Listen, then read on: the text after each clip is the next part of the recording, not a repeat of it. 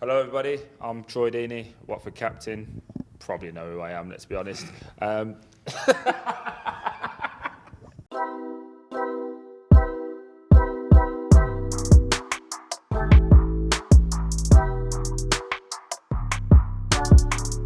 So Stacky. John Marks. Luke Weston. Amy. What is your role at the club? Tell the people. I'm a video producer at Watford FC. Club sponsorship and partnership account manager. Communications and media relations manager. Head of academy goalkeeping. So look after all the club sponsors basically. So I look after the under 23 goalkeepers and the 18s, and then I oversee the lower phases, sort of down to the 9s really. And then on a match day, I'm the match day commentator for the club and for BBC local radio.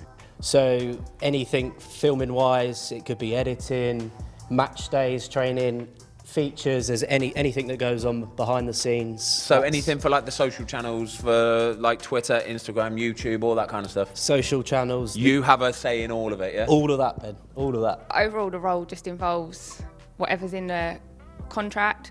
I need to make sure we fulfil that. Preparing for match days, getting all the assets ready. So if they have a programme advert, LED, making sure it's all there ready for the game day. Day to day for me it varies really across the board from week to week because we've got a 23 schedule, we've got an 18 schedule, and then we've also got another 17s cup as well. So you factor that into their college, which they have on a Monday morning and a Wednesday all day. It varies from week to week in fairness, but I'm predominantly here, I would say 4 days a week, and I'll probably cover 2 games throughout that week with the 23s and the 18s. Probably across the last 18 months we've brought out about 5 or 6 different features with the first team players. What, individual players, yeah? Yeah, Okay. so we'll find out what their interests are. So for instance, Christian Cabaselli's big on Football Manager. Yeah. So we took him down to Football Manager's HQ, have a sit down with him, find a little bit about his history, and then delve into the hobby of Football Manager as well. So just trying to get to kind of know him a little bit more personally so the fans can see that side of him instead of just a day-to-day football rigmarole. Yeah, I think that's a key thing as well, isn't it? Because you only see that guy on the pitch and you love him on the pitch, but you don't know much about his history and his background as well. Yeah. So it's great to sort of bring them stories to life. Match days, what are they like? So match days, so in a normal world, when we can have people in the stadium, a lot of sponsors have tables in hospitality, general admission tickets, so it's just coordinating that, meeting VIPs, and sometimes we do tours with VIPs, just making sure they're all happy. And you've got to sort all of that out?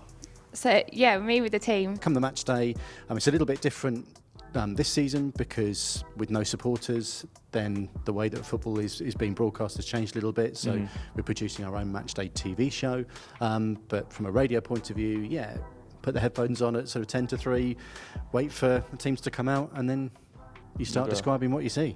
So match days nowadays, post sort of in this mixture of the COVID situation we now run our own show called Hive Live. Yep. So it mixes in, so I will do a 1 week on the Hive Live show, which will be working in the production team. So we will get the stuff from our cameramen pitch sides, which might be arrivals, flash interviews, anything post-match, the press conferences, and we'll put that into the show. Pitch side is just a different role to that. So then you'll do that 1 week and then you'll do pitch side the next week. The following week I'll be out pitch sides and getting all that filming stuff and then sending it back to the guys in the production. We'd have pre-match, we'd then prep for our 23s, we'd have a pre-match video, then we'd head off to the stadium, set plays would go up, we'd probably have a chat with the goalkeeper before the game, just making sure he's in a good place. And then the game would take care of itself, and then that would be it really. We'd have a team meeting after the game. We wouldn't go into too much until we've seen a lot of the footage. But sometimes the days can be long because obviously I'm working with 5, 6 goalkeepers at times.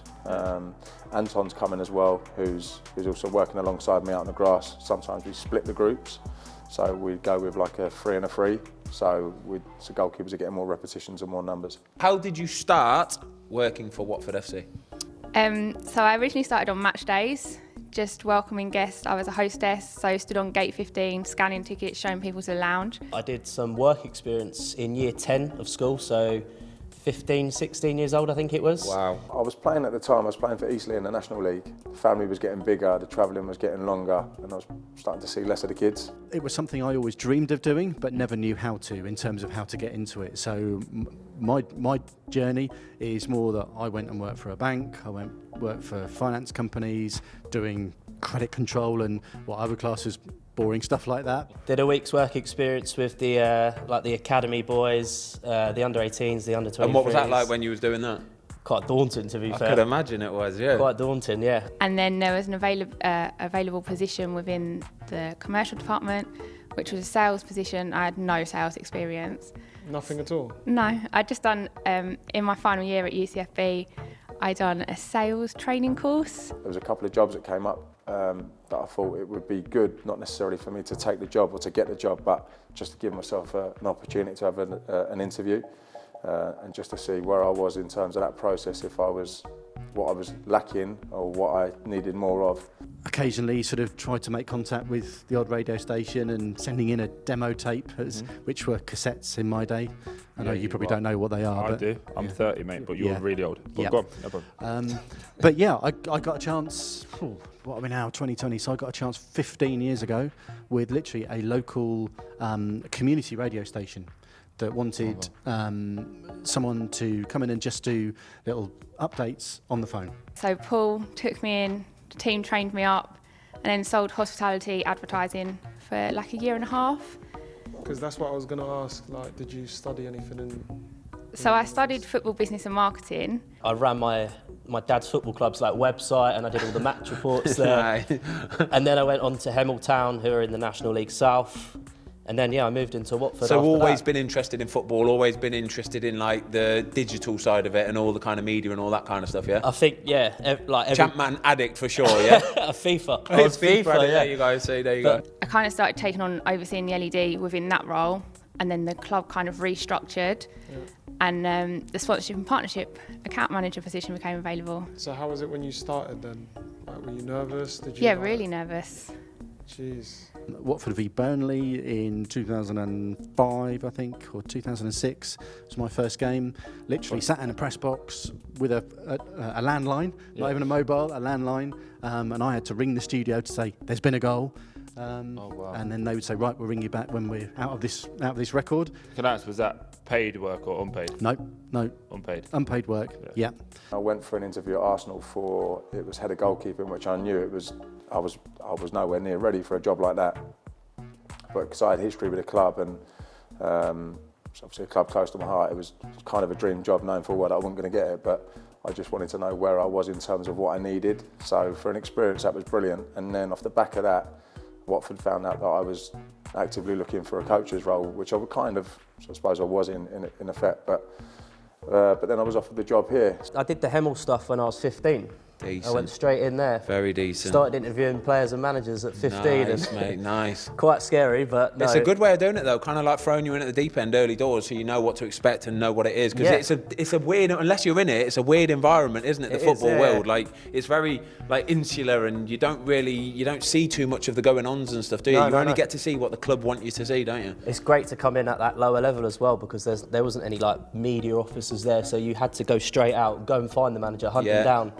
After a 2-3-0 defeat. Oh, the best. I still need to get my stuff for the National League paper. I still need to put it out. We've got a deadline. It's interesting, isn't it? Because as players, we never think you'll ever have to do an interviewing process, do you? It's just something we're not used to as footballers. And especially for me, I want to go into coaching and stuff, and you think about how will your teams play or doing your badges, but you never actually think of sitting down and having to do an interview for someone there. So literally gone from an unpaid internship essentially to building your profile, to throwing your CD in and people will be going, what's a CD? Throwing your CD in somewhere and then working for BBC, as you say. I think every little kid wants to play football, but then when they realise they can't, they want to be involved in it still Just as well. weren't good enough, were you, mate? Next best thing though, mate. This is sweet. It is, isn't it? You get we got to go and watch Premier League football for 5 years. Yeah, and true that. Yeah, no, so it's brilliant. It's been brilliant. What's your favourite moment at the club so far? The FA Cup semi-final. The run to the FA Cup final. The FA Cup final run. Yeah, I thought Of you would course. say that. To be able to say that I've commentated on an FA Cup final with the team I support as well. Being able to see my like pre-match hype videos on the big screen Nice. 5 minutes At Wembley. before the game kicks Decent. off. Yeah, very decent. That sort of thing. So that was when I was just transitioning into the sponsorship role. Yeah. So not only was it a phenomenal experience for football fans in general, it then meant my first contact with sponsors was organising hospitality, etc. for the FA Cup final. You gave me my 15 minutes of fame. Wasn't going to say that, but yeah. But there we go, So yeah, your goal in the playoff semi-final 2013 against Leicester. And yeah, it was a bit mad, wasn't it? Yeah, it was. I would have to say getting the opportunity to come up with the first team, it was an opportunity for me and Hayden to sort of oversee first team affairs and for me to assist Hayden. So to put that together with working with Ben Foster and the other first team goalkeepers and Gomi and people like that was like, that's where I've always wanted to be. We're in the last minute of a playoff semi-final with Wembley at stake. It was 2-2 on aggregate, and Leicester got a penalty. Anthony Knockout has the chance to send Leicester City to Wembley.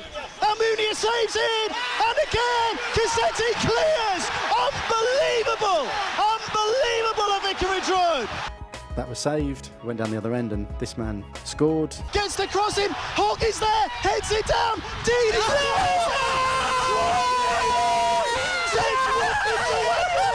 Unbelievable scene! There's a pitch invasion at Watford! Pitch invasion, the whole place goes crazy, and I've got 3 ex-Watford players with me that day, 2 on commentary and 1. They're jumping on top of me, and I'm holding on to the scaffold for dear life, trying to say something that was vaguely coherent, and my voice went, and all crazy. Also the NHS stuff that we did in throughout this whole year. So from a video perspective, like we went into Watford General, went into the private hospitals, was around the club when all the facilities were open, and it was amazing to see like everything that was going on there as well. I think that like epitomises the community spirit that the club's got as well. I love it, mate. I love it. And that was up at Leicester to walk out, even though on the night we'd got beat. I think that was a real special moment, and sort of on the back of that there were some top results. I think beating Liverpool at Vic Road was a special day. So there's been a couple, but certainly just that phone call, walking out on the grass, being surrounded by current internationals, ex-internationals, top professionals, the very best, the elite. It was kind of like, this is what it's all about, this is where I want to be. The semi-final gives us also a day that we'll never forget. I mean, to do what you did on the pitch, come back from 2-0 down to win 3-2, to do that at Wembley, with family in the stadium, and to say that I was able to commentate on that, and then with my role to then put my post-match hat on and be on the pitch with you guys and stuff. Those are things that will live long in the memory. Brighton away when we got promoted. So basically, I've give you all the best moments of your life, is what you're saying. Well, yeah, Jerry scored the winner at Wembley, but yeah, it's all right. Yeah. But so what you're saying is Troy's made his career. So Ben, after hearing all the information that I've given you there, we obviously know a little bit about your background with the Cycling GK, which you've just set up as well. So do you think you could do my job? Definitely not. No chance on this earth I could do what you do, mate. You've had a wonderful career, you're still going. I would assume you've got plans at some stage to go into coaching. Yeah, it's something I definitely want to do, but I've got a lot to learn and know about, and obviously the hours get longer, so... but no, it's definitely an ambition of mine, yeah. So based on the answers I've given you about my role, and obviously you just mentioned you've studied football-related business as well, post-career obviously you're still young, but is that something you'd be interested in? Definitely, I think I quite like the idea of being involved in things that go on in the background. Obviously not now because I'm focused on football, but yeah, of course. In terms of the commercial side of things and the marketing and things like that, I'm quite intrigued to see how they do their business and what drives certain sponsors to come to certain clubs. Things like that interest me a little bit, so I mean there's a possibility I could go down that route. Broadcasting is certainly something I want to do. I appreciate I've got a head start on people that are probably studying and watching this, so I don't take it for granted, but I certainly know, and I say this with my football, if you want to get my job within broadcasting, you've got to work harder than me, and I don't think there's too many that can and will work harder than me. So if I do decide to do that, I want to be the best at it, and I want to give the best version of myself. So the course that I did it included all the areas. So like obviously commercial side of things I had to do. We did a little bit on obviously the marketing as well, but then we went into like management, started looking at John Mark's role a little bit, and just what goes on behind closed doors, really, like in terms of the stadium, the ticket sales, and how does the club, make its income. When I first started on the Cycling GK, I actually tried myself to just do a few like a few edits and do a bit of editing, and oh mate, it was horrific. Like, I've got no chance, honestly. I'm not built that way, do you know what I mean? Some people are just built that way, and computers are not my forte. Where I'm heading into new territory, I'm probably going to struggle, which is probably what I need your help with, is match day broadcasting, radio stuff, when you have to paint a picture. I've got my first live game coming up, so I'll let you know how that goes. You can't do enough homework, in terms of just the knowledge of the teams, which will come naturally because you know the teams in terms of you've seen them play. But anything you can do in advance of just sort of like knowing how teams set up or anything like that is invaluable, because it just gets you ahead of the game a little bit. But listen, I could sit down and tap into your brain for hours just about the side of the things that I don't even know about yet, like the interview process, the preparation that has to go into sessions and things like that. But no, to answer your question shortly, there's no way I could do what you do.